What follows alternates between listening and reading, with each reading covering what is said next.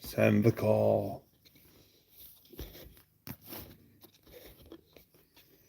There we go. Oh, all right. Hello, Fox Dude. What's happening? What's going on, Connor? How are things in your neck of the woods? How are things in your neck of the woods, Fox Dude?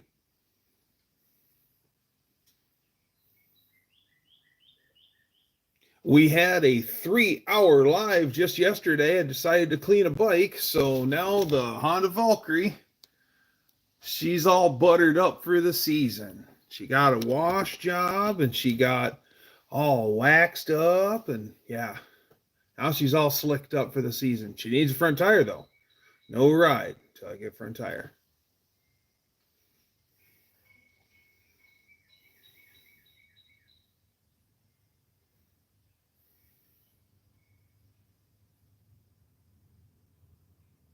Nice. Nice. Oh, Ruby. That's my dog, Ruby. She's a red heeler. She's like 43 pounds of fury. Big scary dog. Vicious. That's cool. Well, that was a pretty good hump for JYD to come down to you, isn't it?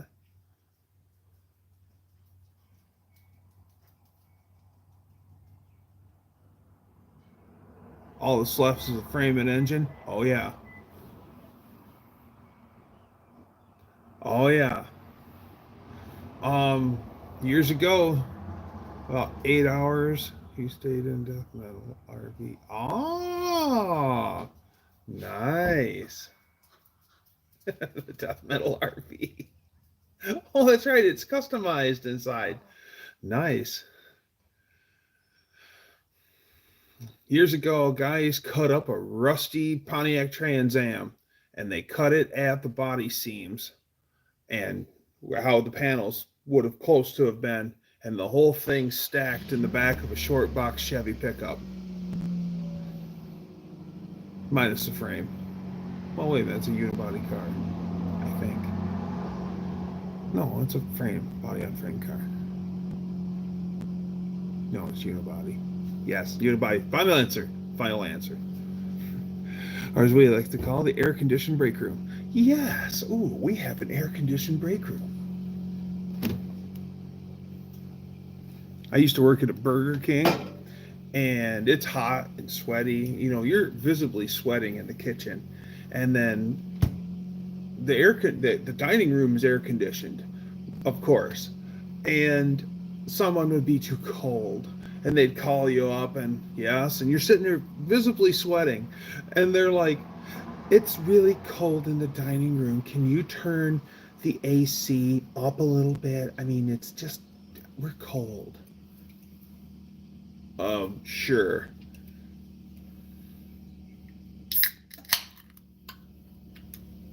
Cheers.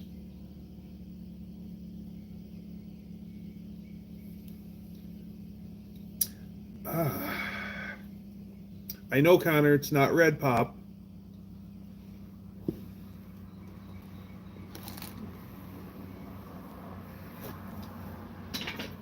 Air-conditioned break room. Oh, man.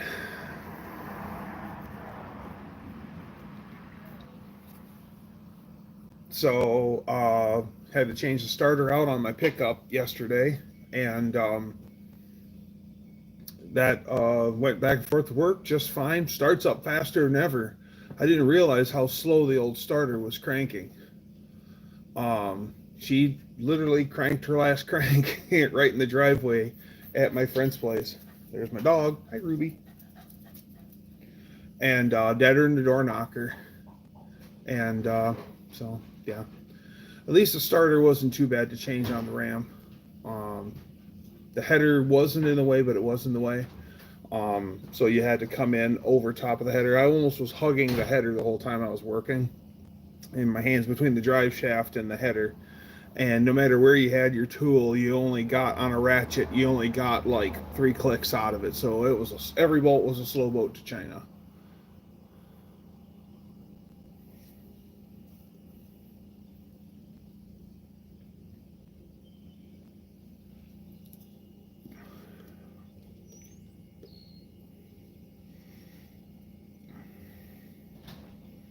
There, switch one line wouldn't turn. Forced to get the old cylinder out, threw in the new cylinder from the parts truck. Wasn't much better. Got a new one for $70. Well, hey, Grease Spot. It's nice to see you. Hi, goodbye.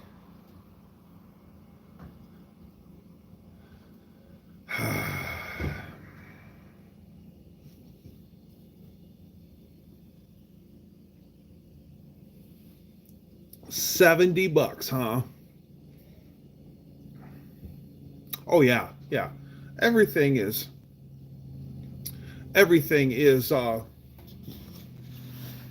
gone crazy. Main Street Mopar, what's going on? All right. Everyone's filtering into the lounge. Have a seat. We did everything in leopard print. I don't know why, we just did.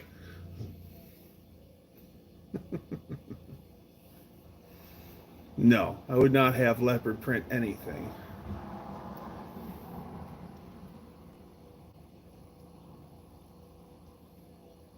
Well, you want to come to Michigan, Connor? You'll get, I'll tell you what, if you make the journey, I will treat you like royalty while you're here. We'll have a good time. Take you all over the place. Show you all sorts of stuff.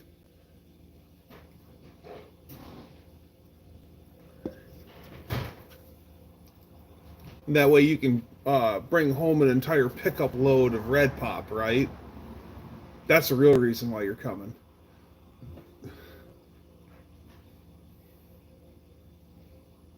You'll dig the Great Lakes. They are pretty cool. I'm about a half hour away from Lake Michigan, so, and that's where Valkyrie's headed. As soon as I get my front tire put on, we're going to do that 300 subscriber ride that I promised. I'm a man of my word. And we're going to do 3 stops on Lake Michigan.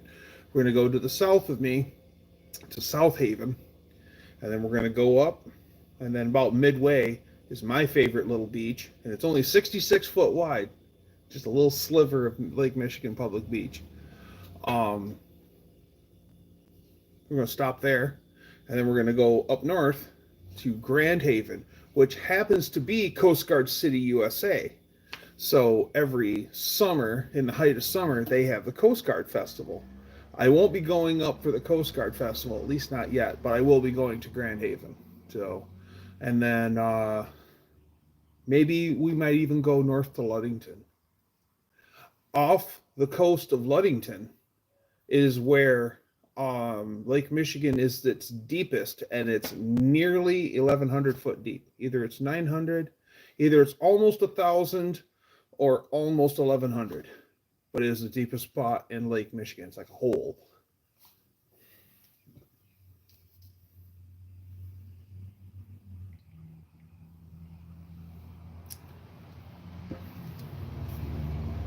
Me and a friend, we went on a big motorcycle ride last July, and we rode all the way up to Cadillac, Michigan, and then from Cadillac, Michigan, we got on M50. We hung out by the lake, Lake Cadillac, which is a gorgeous lake, and we were right downtown Cadillac. We went to a nice brew pub, had a beer and a burger, and hung out at the lake a little bit more, and then we hit the road, and we went west on M55 across, and we come over by the lake shore, and we went to Silver Lake to catch the we were right on Lake Michigan, and we went to Silver Lake, which is a huge dune park, an off-road dune park. Like, bring your buggy, Yeah, and you're right there right next to Lake Michigan on these huge sand dunes.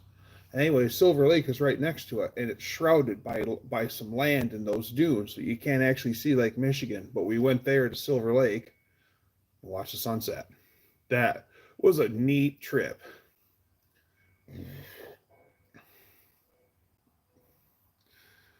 Open air shop is currently leaking. Otherwise, would be outside working in the old Diplomat. Ah, yes, the open air shop is leaking. Yes, that sucks. What I hate is when it's leaking very fine. Like, it ain't raining that bad, and you have your toolbox laid out, and then later you like put your toolbox away, and then you forgot all those tools were wet, and then you don't understand why your tools are rusty the next time you open it up. You're like, oh, I forgot to wipe that off.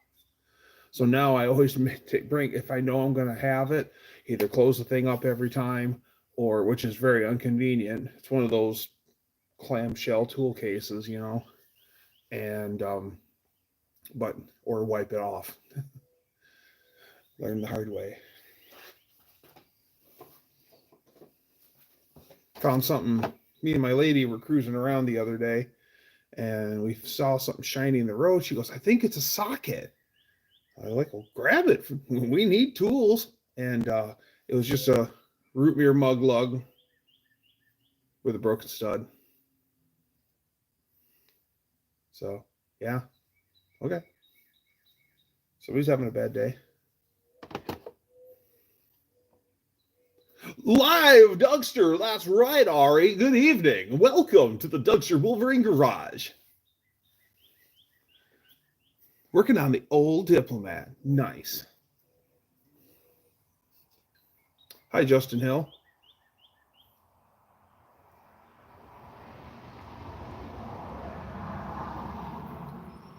So, Ari, what kind of Toyota are you looking at to expand your fleet?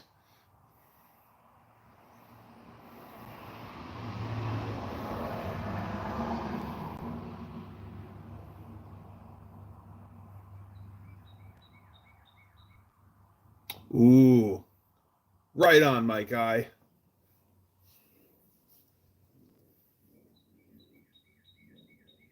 2000 Echo. Okay, that'll be a great little car. You missed 12 minutes, Danster. Come on, bud. Let's get it together, okay? You can do it. All right? Come on. Focus. That's me, Doug. Doug. Hey, Doug. Yeah. Focus. Okay. Got me?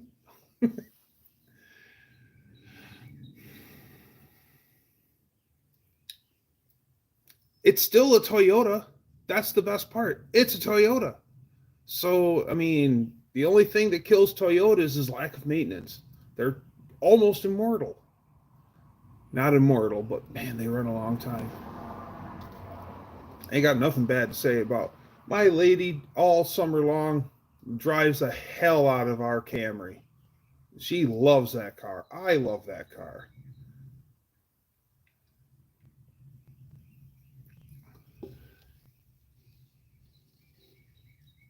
Yeah, rust can kill a Toyota. This is true. That's the only thing that can kill a Toyota is rust. Yeah, because especially here in Michigan, well, probably you and too, Danster, in Ohio, is boy, you get them and God, they run so good, but that thing's scary to drive. It's everything's Wi-Fi underneath. From Saudi Arabia. Hi, Vibecast. That's cool.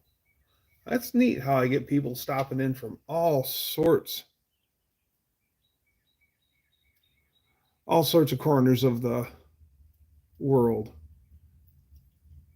Some rusty Corollas. Well, look at the old Datsuns. All those cars. Like they've started the first time every time. The problem is that the sheet metal couldn't hold up. That just the iron moss would just rip them to bits. Because I'll tell you what, them iron moss are hungry buggers. Anthony, good to see you. There's a hardworking guy. He's clearing his land and getting himself a little shack built. and didn't realize your skill set, Anthony. That one house flip you did a real nice job on that. Good for you, man. Always cool to see people's talents.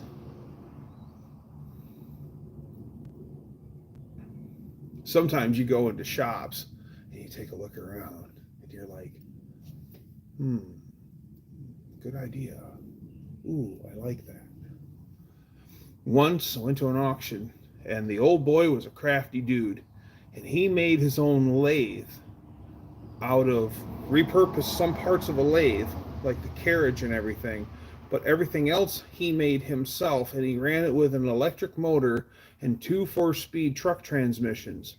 And then you had your two shifters up over here on your right, and then he had a pattern on a shift pattern on the wall in front of the lathe, showing you if transmission A is in first gear and transmission B is in second gear, equals this output shaft speed, and then so on and so forth. It was amazing. All homemade. Yeah, that was the day I did more of this than actually bid on stuff because I was taking it all in. It's like, that's cool.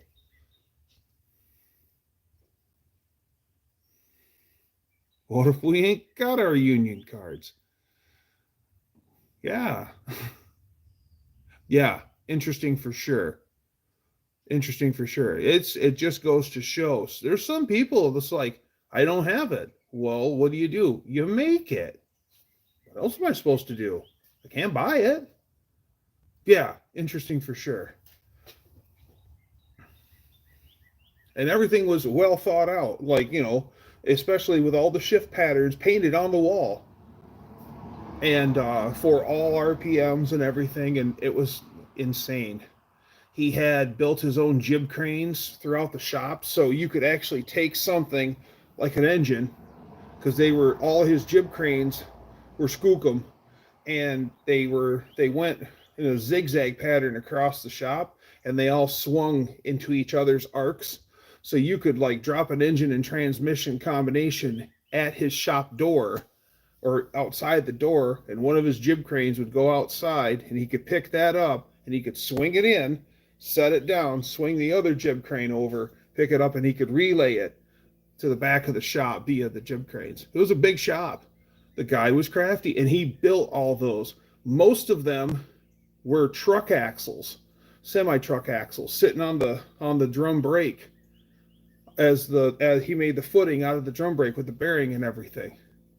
That was the center on some of the jib cranes. The guy was amazing. Crafty. Just crafty. He had his own acetylene plant on premises, and it was just a dinky thing. It was the size of like a washing machine, if that. And you could buy acetone by the gallon and then run it through this machine, and it would make acetone, or acetylene, sorry, out of acetone. And they liquidated all that, and the acetylene machine was not for sale. They would not sell it, and it'll stay right where it is. They'll never sell it for fear that someone's going to hurt themselves with it. Because yes, acetylene is dangerous if you don't handle it right. So I see the point, but still, wouldn't it be nice to just have your own acetylene plant? Just buy some acetone and make acetylene? That'd be nice. Be self-sufficient. Not have to go to the air gas place for to get refills. Not that I run a cutting torch that much, but still.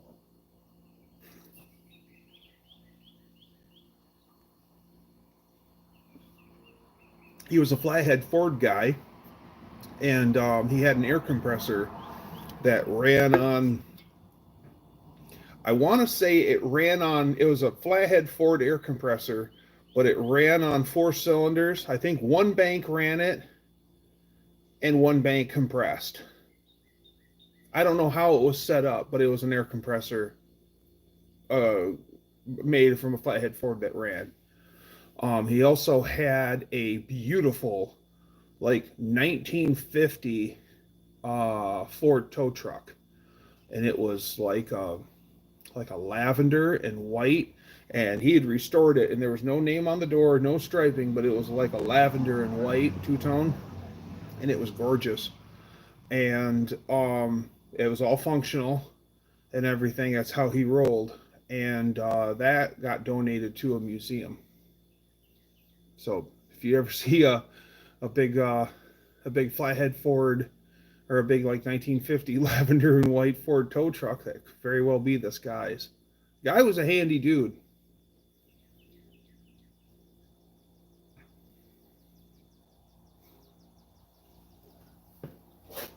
Oh, had to walk through pit in his shop too. But insurance company made him fill it in, so you could see where it was. Guy would work on bulldozers and all sorts of stuff. He had tools. He had skookum tools. There was stuff that was like inch drive or bigger, maybe 2 inch drive, like torque amplifiers and stuff like that. It was really neat stuff.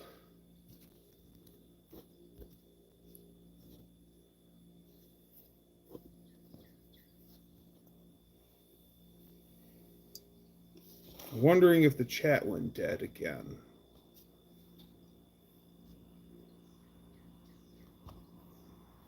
No messages from anyone. Do do do do.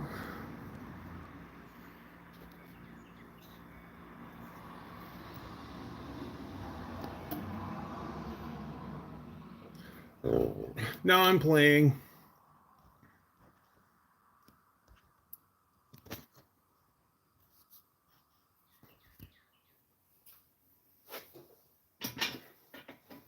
Yeah, I definitely enjoyed going to that auction. That was pretty cool. There was just all sorts of stuff there. Um, I do like going to auctions just cause. And went to one auction for a guy who was an avid Coleman collector, and I bought a bunch of stuff that particular day. I got I'm a Coleman lantern collector. On top of everything else I like to do, I have Coleman lanterns. Well, I've showed you guys some of those, and I bought parts up the wazoo, and looked at stuff that I could only dream of owning, like some of the original camp stoves from the 20s, and they were complete and ready to rock and in nice condition. New inbox lanterns and all sorts of really choice stuff. Um, he had some of the rarest lanterns out there, Coleman 360 or Coleman 316 and Coleman 319, and both of those are just rarer than rare, hard to find. The 316 is really tall, and it has like a big globe, looks like a brandy glass globe on it. And then the 319 is a lot more small and compact.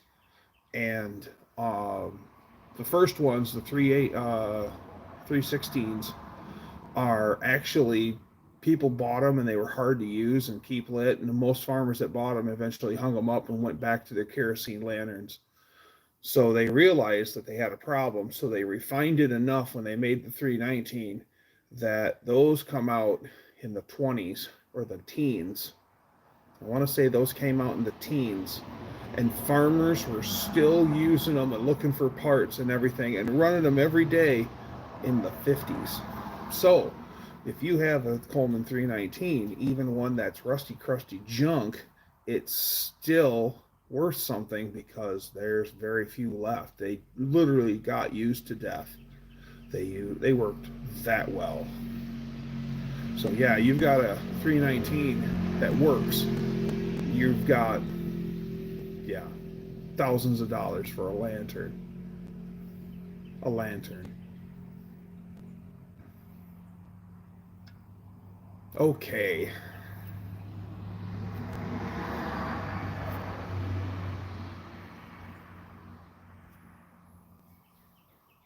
See what I can do here.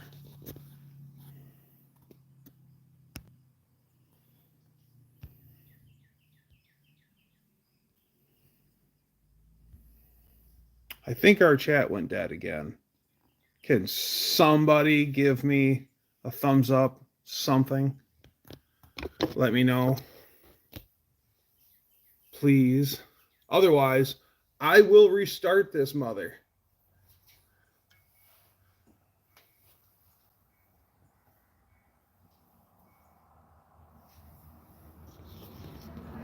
We're going to go for a walk.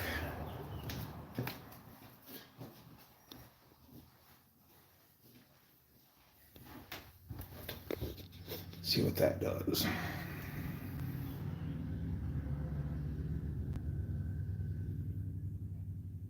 Says I got 9 people in here.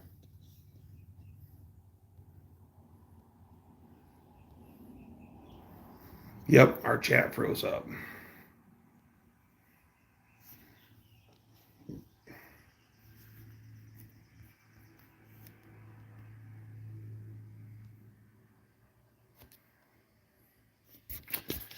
Well, all right, guys.